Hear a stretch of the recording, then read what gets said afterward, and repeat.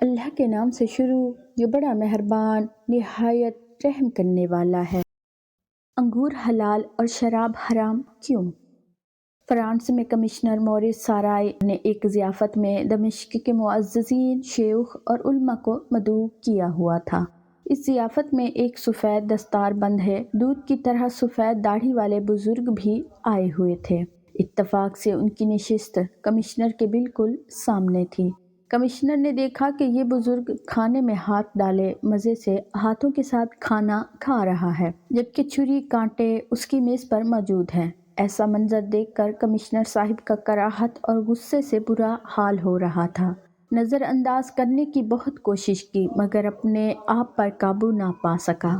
اپنے ترجمان کو بلا کر کہا کہ اس شیخ صاحب سے پوچھئے کہ آخر وہ ہماری طرح کیوں نہیں کھاتا۔ شیخ صاحب نے ترجمان کو دیکھا اور نہایت ہی سنجیدگی سے جواب دیا، تو تمہارا خیال ہے کہ میں اپنی ناک سے کھا رہا ہوں؟ کمشنر صاحب نے کہا، نہیں، ایسی بات نہیں، ہمارا مطلب یہ ہے کہ تم چھری اور کانٹے کے ساتھ کیوں نہیں کھاتے؟ شیخ صاحب نے جواب دیا، مجھے اپنے ہاتھوں کی صفائی اور پاکیزگی پر پورا یقین اور بھروسہ ہے۔ کیا تمہیں بھی اپنی چھری اور کانٹوں پر کی صفائی اور پاکیزگی پر اتنا ہی بھروسہ ہے؟ شیخ صاحب کے جواب سے کمشنر جل بھن کر رہ گیا۔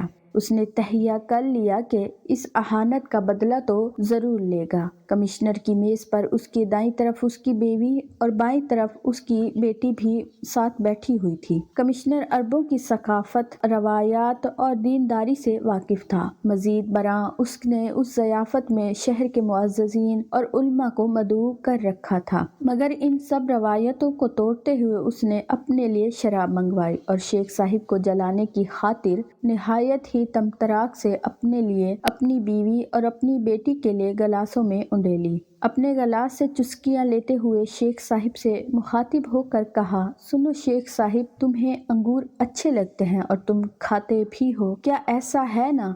شیخ صاحب نے مختصر کہا، ہاں۔ کمشنر نے میز پر رکھے ہوئے انگوروں کی طرف اشارہ کرتے ہوئے کہا، یہ شراب ان انگوروں سے نکالی ہوئی ہے۔ تم انگور تو کھاتے ہو مگر شراب کے نزدیک بھی نہیں لگنا چاہتے۔ ضیافت میں موجود ہر شخص کمشنر اور شیخ صاحب کے درمیان پیش آنے والی اس ساری صورتحال سے آگاہ ہو چکا تھا۔ سب کے چہروں سے نادیدہ خوف کے سائے نظر آ رہے تھے اور ہر طرف خاموشی تھی، مگر شیخ صاحب کے نہ تو کھانے سے ہاتھ رکے اور نہ ہی چہرے پر آئی مسکراہٹ میں کوئی فرق آیا تھا۔ کمشنر کو مخاطب کرتے ہوئے شیخ صاحب نے کہا، یہ تیری بیوی ہے اور یہ تیری بیٹی ہے۔ تیری بیٹی تیری بیوی سے آئی ہوئی ہے تو پھر کیوں؟ تیری بیوی تو تیرے اوپر حلال ہے اور تیری بیٹی تجھ پر حرام ہے۔ مصنف لکھتا ہے کہ اس کے بعد کمشنر نے فوراً ہی اپنی میز سے شراب اٹھانے کا حکم دے دیا تھا۔